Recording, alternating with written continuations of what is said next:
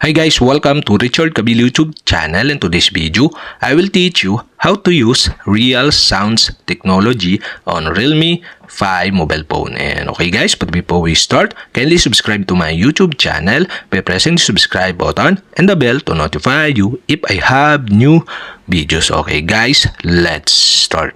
So okay guys, the first things you can do is, okay, here in Realme 5 mobile phone, you'll have to do is insert the earphone or headphone to your mobile phone.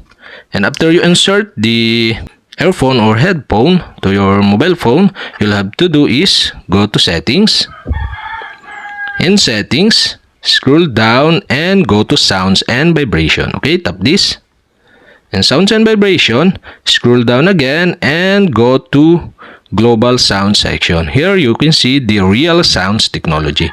And okay guys, you'll have to do is tap the real sounds technology.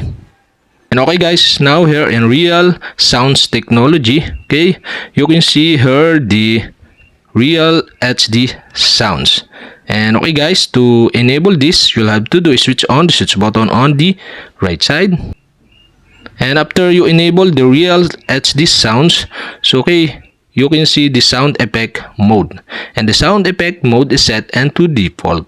So okay guys, you can set the sound effect mode by tap this. And you can see the sound effect mode option. So you can scroll down for more. And okay guys, for my example, I set the sound effect mode into classical. So you can tap this. And you can see the EQ or equalizer here, so you can adjust. If you want the equalizer, you can adjust down or up the equalizer.